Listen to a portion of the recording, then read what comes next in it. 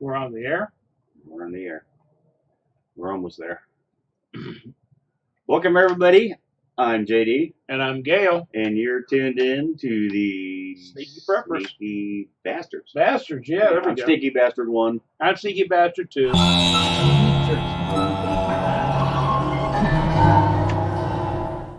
And welcome back, everybody. Today is our annual prediction show.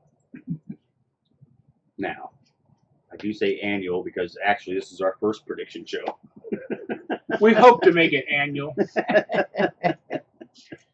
Now, it might be a little longer than our, we've been starting to do smaller, shorter videos, but we might go on a little longer because we have a few predictions we'd like to make. Mm-hmm. And we're going to do every kind of prediction except for the Super Bowl because my team's not in it, so why? I'm not even bothering. Not even bothering for the Super Bowl. So, where do we start? At the beginning. At the beginning. That's a good one. Well, I guess we could start with the coronavirus. Okay. Because that's going to do a lot of. That could really screw up a lot of stuff here. Yeah, actually, in all seriousness, it could. Yeah. We like to poke fun a lot of things, but this actually could turn sideways. Now, we have been making prediction on our old show, Gale Force. Every once in a while, we talk about the upcoming economic collapse. Correct. And we think we've got this one nailed this time. We think the economic collapse will be happening probably sooner than later. And it has to do with the coronavirus. Because this is going to upset, as we saw Thursday and Friday, the stock market has been dropping. Yeah, it was down 670 points, and it closed, totally finished down at 603. It's because they're concerned with trade. What a lot of Americans and a lot of people around the world really probably don't understand is China is probably the biggest manufacturer. It is the largest manufacturing economy in the world. Yeah, they make all kinds of stuff that you would have no idea. And if you don't believe that, go to Walmart and look at the bottom of it. Yeah, and what's happening with this coronavirus is they're starting to close down. Right now, you can't. Whole areas. Yeah. Not only that, right now you can't get into China. There's most of the major airlines are refusing to fly into China. Russia closed the 2,600-mile-long border.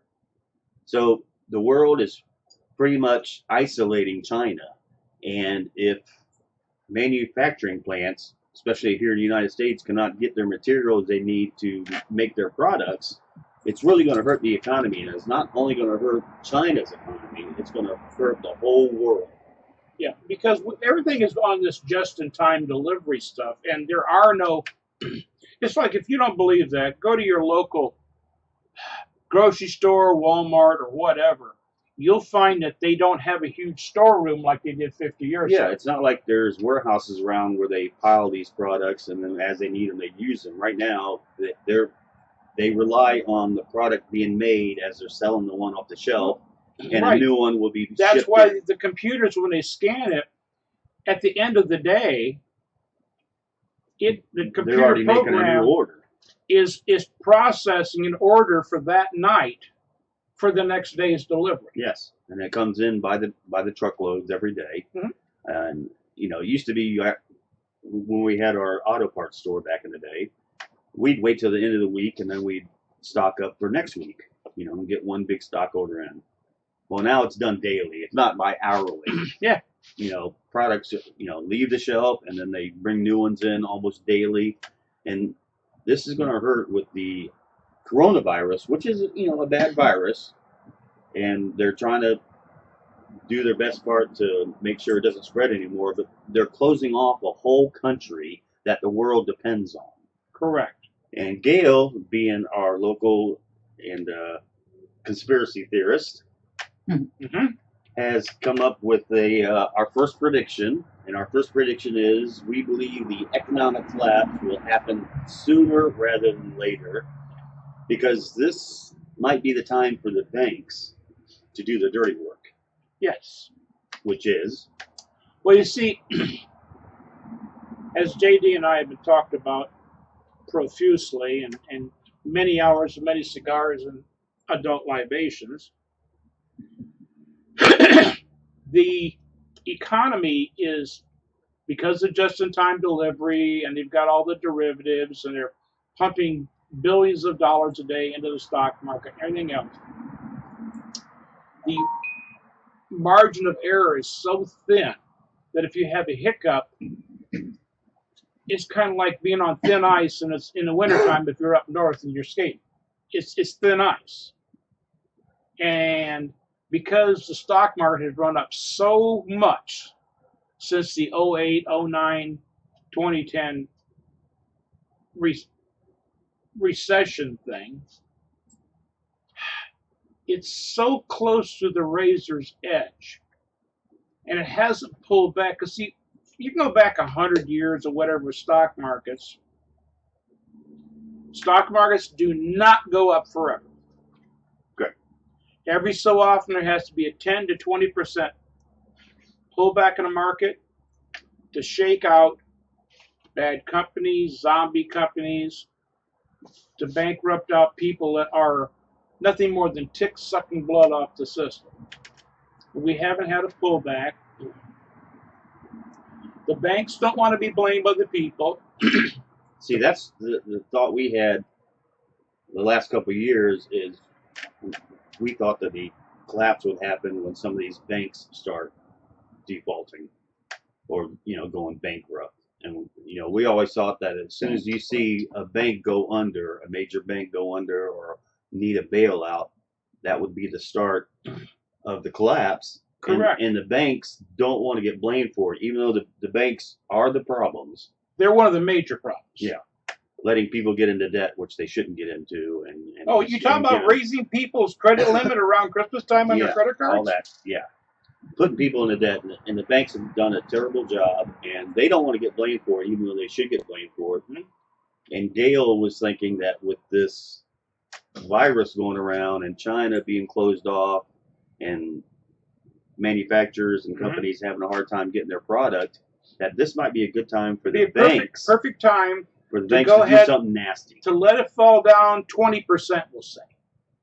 Well, 20%, well, 10% from 28,000 will be 2,800. So 20% would be almost 6,000 points. Okay. That would flush out a lot of stuff.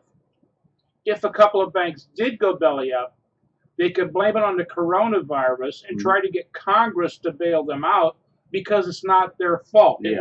It was the economy took a dump because of a huge pullback in the world economy.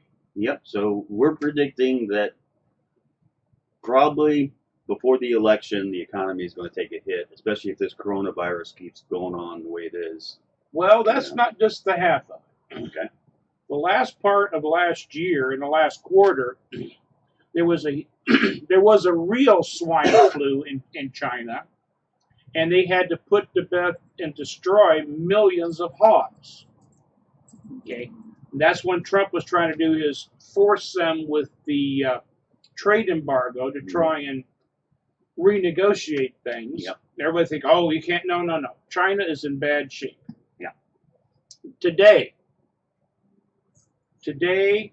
I saw a thing that there is now also, and it was a news flash earlier, that the H5N1 bird flu virus is back, and they're looking at having to destroy millions of chickens. So they're going to have a hard time with. So if you get people dying, quarantine in host cities where you can't get stuff in or out, you already got the hog population that's a third of the hog population has to be destroyed. Yep. You have to start destroying the chicken thing. They're going to have a hard time Well, feeding their people. Well, not just that. Another thing. Of course, I keep babbling about this off and on, and nobody wants to listen. There's also another article today that Japan is talking to their government, and they're going to take and put 1.2 million tons more of radioactive waste into the Pacific Ocean. So that's going to do a lot of harm for the seafood. Right, so if you've got the chicken population decimated, you've got the hog population decimated, and the seafood chain decimated, China is in deep doo-doo. And that's going to hurt the economy worldwide. Because they're the ones manufacturing and supplying stuff to all the Walmarts and everything else around the world. And this will affect the west coast of the United States fairly soon, and probably Alaska, where we get a bunch of our seafood. Yeah, oh yeah. Yeah, you know, crabs and... Oh, if you've got the stomach for it and are brave enough, go out and Google. Actually, I'd use DuckDuckGo, but yeah, use DuckDuckGo. There's YouTube videos of whales, fish, seals, and everything else that have been infected with the doggone nuclear waste, and they've got huge cancerous tumors and they're deformed births and all kinds of stuff from the nuclear waste. Well, if you're going to dump another 1.2 million tons into the ocean, oh, it's going to get better. Wink, wink, nudge, nudge. Okay. So our second prediction, the first was the economy is going to take a dump. Mm-hmm. The second one is food prices are going to skyrocket. Because if our food is going to be shortage, because if China is going to have a hard time with pork and chickens and seafood, they're going to want to buy from us, and the farmers are going to love that. Well, the thing is, they're going to sell it to them at a high premium, which means our food prices are going to go up. Well, here's the thing.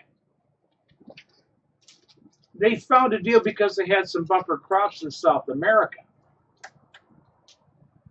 They're going to be trying to buy it from South America, which means that the cheaper grocery stores around here that have South American fruit and vegetables and stuff like that, the Chinese are going to be trying to buy that up. Mm-hmm. So because the Chinese are going to be buying up the South American stuff, our cheaper grocery products that we get from South American stuff, we're not going to be able to get it.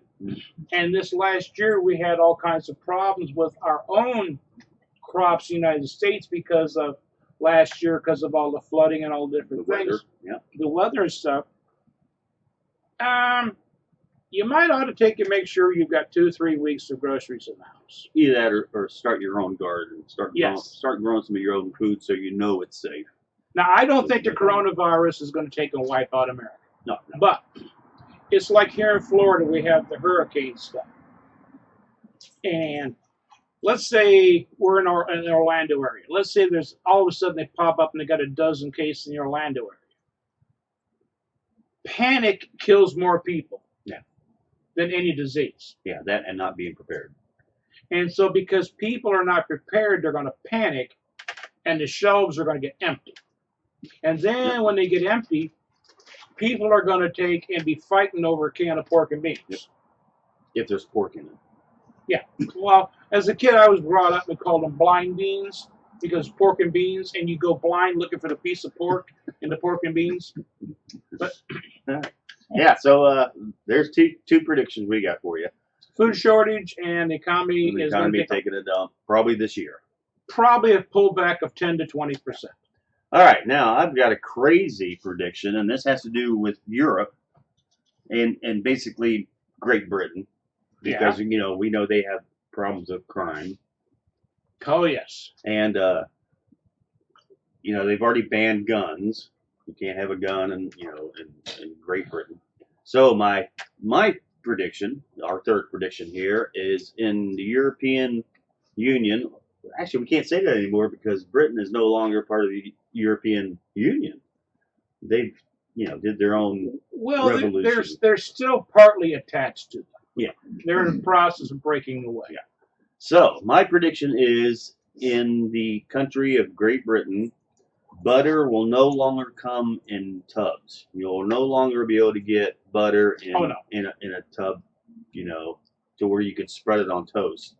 Butter will only come in squirt bottles. Yeah, like a ketchup bottle. Like a ketchup bottle. And the reasoning being is there's been another knife attack Just today. Just today in Britain. Killed somebody or?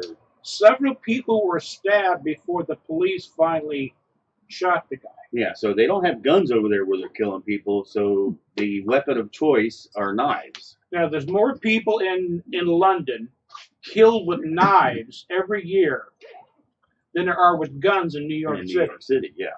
So they're having a really bad time with knives over there. Right now, it's hard to get a steak knife in Britain. Most of your knives have to be, what is it, rounded? Yeah, there can be no actual point. Yeah, you can't have a point on a knife. Well, now with another knife attack, it looks like they're probably going to end up doing background checks before you can get a knife. Oh, yeah.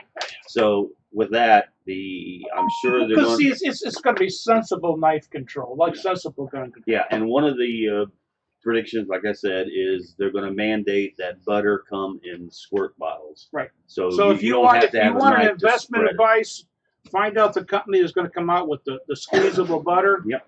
Because they're going to have huge sales. Yeah. So I just thought we'd throw that in there. That's just something we read this morning. So, that's our third prediction. Now, do we have any other predictions?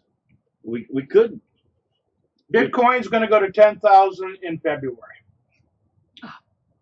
We're in February. Is it 10,000? Is that what you're saying? I think it's 94 last I checked. 94, 9,440. So by the end of this month, 10,000. Huh? That's what I'm thinking. I think you're right. I think it's going to do a jump, especially if we see the economy start taking a hit. And especially if the stock market doesn't recover Monday or Tuesday. That's a good. Plus, with the halving coming up on Bitcoin. Well, not just that. If you're trying to escape from a different country or do different things, you cannot bring a suitcase full of cash. You cannot bring a suitcase full of gold and silver and stuff like that. Yeah, you won't be walking around with that. No. Yeah. Matter of fact, you're only allowed, in some countries, you're only allowed to come in and out with a certain amount of gold jewelry. Jewelry, yeah. Mm-hmm. They will tax you and assess you right at the doggone airport when you go through customs. So our prediction is that cryptocurrency, whether it's Bitcoin, Litecoin, Bitcoin Cash, Monero, Digibyte, whatever, it'll start becoming mainstream. Well, if you're trying to go around the world, how are you going to take and travel with more than $10,000? Yeah. Because you're a limited amount of cash. I think a lot of places won't let you get by more than $5,000. Okay, so if you're going to try and escape some country for 6 months, how are you going to take and finance your life? So digital coins will start to be used more often. Oh yeah. And there has been a couple countries that are actually looking kindly on digital coins. Well, even Germany, they have to go and get a state license, but some of your local banks in Germany, you're allowed to go to the bank and buy some digital currency at the banks in Germany. Well, if some of your banks are already sticking their toe in the water, if we get this worldwide thing going on and people are having to move different countries and stuff, I mean, all you got to do is you don't even have to have a wallet on your phone. What you can do is delete it. And if you've got all the seed phrase words and stuff like that. You got your key, your private key. And no, you just seed phrased. You can go to a new country, reinstall the wallet because you had your seed phrase. Restore your wallet and you're good to go. Right. I mean, what you could do is take one of your favorite books or magazines and on one of the pages you write down your words. That way, if you're searched, if they take your phone and, looking for digital coins or whatever, you don't need that. You just need a piece of paper. Mm-hmm. Or you could tattoo it on the bottom of your foot or the inside of your eyelid. Yeah. And then you're good to go. Right. Yeah. All right. What else can we cover? I don't know. I know there was something else I wanted to predict. I think it's funny that banks go bankrupt. Yeah. Thanks. Well, I can't think of any other things that we could predict. Do you think Tesla's going to take and be a huge company or not? Well, they're pretty huge now. They had a good return. Yeah, they haven't turned any profit yet, though. No, it's like Amazon. Amazon's one of the biggest corporations. They have yet to make a profit. And they're now $1 trillion company. Yeah. And you can now get food delivered within 2 hours. Mm-hmm. So I don't You see think I've that ever going? bought anything from Amazon. I have. I have. I buy local. You think that's going to stick around? The delivery of food? Oh, yes. Something Oh, yes. new. Yeah, Oh, yes. it gives people with new car loans a way to pay off their debt. Yeah, with Uber and Lyft and stuff like that, yeah. Because believe it or not, it's quite popular now. It's got to the point that Walmart does grocery delivery for an order that's at least $50. That's what it is. I got another prediction. Okay? All right. Kind of follow me on this one. I'll try to. What's that one saying? Those who do not learn history are bound to repeat it. Correct. Now, that's usually used on a bad note. You know, like if you don't learn about leaders, you know, it could lead to war. You know, you Don't learn that don't socialism learn is about bad. something. Yeah. But I think there's going to be a resurgence of something good finally from history. Mm-hmm. Okay. And that would be people, especially with the impeachment that just happened. We don't talk a lot of politics here, but we'll jump into this one. A lot of people have been hearing this word or this phrase, and they're not quite sure what it is because of our government-controlled schooling and education system. A lot of people are hearing this thing called the Constitution, and they're like, what the hell is the Constitution? You know, I mean, the Democrats were bringing it up all the time. You know, we're here to defend the Constitution. I mean, they've never said that in 40 years. You know, it's always the Constitution. They say that they're to uphold the Constitution, but nothing they did was Constitution. Yeah. So, with the American population hearing this new term, the U.S. Constitution, I believe there's going to be a resurgence of people wanting to learn what this thing is. Mm-hmm. And they're going to go back in history because it's a historical time back in 1780 and 80, between 80 and 87 when they started writing the Constitution. And people are going to say, well, what the hell is that all about? And I think this is the time that maybe we ought to start this resurgence and let people know what the Constitution is and how our government has strayed so far from what the founders envisioned that there might be a resurgence of people wanting to learn about the Constitution. To go back to basics, you mean? Go back Oh to my the basics. God. Go back to the simple. Find You out. radical, you. Oh, I'm telling you. You're a you know. sneaky bastard. You know, I was talking to some of my younger friends, and you know, they have no idea what the Constitution is. Most people don't even know what the first 3 words of the Constitution is. We the people. You know, we the people. There you go. That was from our Producer. producer over here, Miss Kimber. And wave your hand over there. There you go. Yeah, and you know, they don't teach it in school. They don't teach civics anymore in school. So, you know, and that phrase, those who don't learn history are bound to repeat it. Absolutely. I'm hoping this is a good thing. Maybe we'll repeat history and actually learn what the Constitution is and what your rights are, not as your skin color or gender or sexual preference or what food you eat or allergies you have or that, but as a human being, what our forefathers wrote about human rights, right, you know, of life, liberty, and the pursuit of happiness. And, you know, they didn't mention any gender, you know, the 72 genders or whatever. They didn't mention skin color, anything like that. They just mentioned life, liberty, and the pursuit of happiness. That, for you as a human being, is your right that nobody can take away from you, especially the government. And by the way, kids, you know, because we're boomers here, the government does not provide rights. Okay, that's why we have the Constitution, is to keep the government from infringing on your rights. So hopefully there'll be a resurgence on what the Constitution is, what the rights as a human are, and hopefully this will be a resurgence. So that's my prediction, that we are going to relive history again, I hope, as a revolution. Not a revolution in the way that the Bernie people are looking at, you know, if you don't think like them, we're going to throw you in a re-education camp. but just learn what you know the rights you have as a human, and how the government should be used uh, by the founders, and how they wrote the Constitution, which is you know, the Constitution pretty easy to read. You can read it probably in 20 minutes. I mean, it's shorter than most of the terms of agreement you have to agree to before you sign on a new website or download a program. You know, those things, you know, you'd be there 3 or 4 days reading the terms of agreement. But you know, the Constitution pretty short, pretty easy to read, pretty easy to understand, and so that's my prediction: is the Constitution will come back into vogue. I think that'd be fantastic. Yeah. How about if I read you the first couple? Let's do that. Let's do the start, and let's bring the Constitution to the people.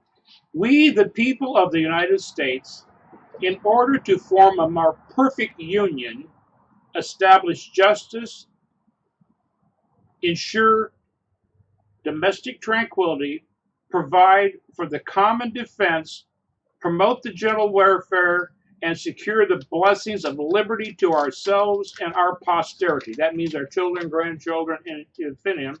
Yeah. Do ordain and establish this Constitution for the United States of America. I love the words they use, like the blessing. You know, that's just Blessings of liberty to blessings ourselves of and our liberty. And that's just a question I have for all you Bernie supporters. Even though Bernie's my man, because I want my free TV. Why should we trust Bernie to tell the masses how they should live their lives? I mean, that you people who are voting for these candidates, you're voting for somebody that you hope will control your life because you can't do it, because you're such an idiot. You have no idea how to live your life. You're hoping this guy that just 80 years old, bubbling idiot, has no idea, had several heart attacks. has no idea how economics work. He's going to make all the decisions for you, so you don't have to. Well, I'm sorry, I'm not of that. Oh, No, I don't want somebody deciding. So someone how I should like live James my life. Madison shouldn't be listened to. One of the quotes from James Madison is, "A well-instructed people alone can be permanently a free people." You have to be well-instructed to be a free person. Exactly. Yeah. And if you're not well-instructed in the origins, the Federalist Papers, the Constitution, everything else, you can't be a free people. Yep. If you're not well-instructed. And that's what's happened over the last 50 years since the government has taken control of education. They have quit teaching the foundation of this country. And most young people have no idea what the founders went through. And, you know, you see all these young people in their early 20s, you know, thinking that Bernie or Elizabeth Warren or the government should provide for everything. What these young people don't realize is that the founders, like Alexander Hamilton, James Madison, these were young guys in their 20s when they fought the biggest army in the world for your freedoms. The British Empire. And they were in their early 20s and late 20s when they started writing the Constitution. They were like the millenniums, but they believed the complete opposite of people like Bernie and Elizabeth. You know, and they were at your age. If you're a young person, the founders of this country were not a bunch of old white men. They were a bunch of young white men. Okay, so there's a big difference. Whenever you that weren't sexist or racist, because at the time there were black people who were senators. Yes. There were black people that were preachers of whole congregations of white people. And there was interracial marriages and relationships. In the North, not much in the South. Well, you're talking about the Southern white Democrats that created the KKK. That's a whole other show. But, you know, maybe we got to do that. We'll do a couple of shows on the founders. You know, they weren't a bunch of old white men. They were a bunch of young white men who managed to live in their old age because they fought the biggest army, the biggest tyrant of the time. So there's my prediction. The Constitution will be coming back, be revived, and the people, America is just going to freak out when they realize what the hell they let flutter away for the last Yeah. 50, 100 years. Is that So we'll see what happens. slavery back then? Yeah, that's the whole thing, yeah. All right, so anything else we want to cover? Not it. I have one more prediction. Okay. I have a prediction that we'll be doing another show very shortly. Again, we are the Sneakee Bastards. I'm Sneakee Bastard 1. And I'm Sneakee Bastard 2. And if you made it this far, we'd appreciate it if you just give us, a like would be okay. Subscribe would be fantastic. And But share it. The best thing is we want you to share it. And we'll be bringing you more great shows like this. I mean, Absolutely. The stuff we talk about is stuff you don't hear anywhere. It's news and views you can use. Absolutely. So right here. So make sure you check in next week, if not earlier, to the Sneakee Bastards. And we wish everybody a happy Super Bowl. Go Vikings. Does that work? Sure. Another prediction. How about them Bucks? The Vikings will not win the Super Bowl. That's my final prediction. Or the Bears. Or the Bears. The Bears. Thanks for tuning in, everybody. Again, I'm JD. I'm Gail. And you're listening to the Sneakee Bastards. Have a good one.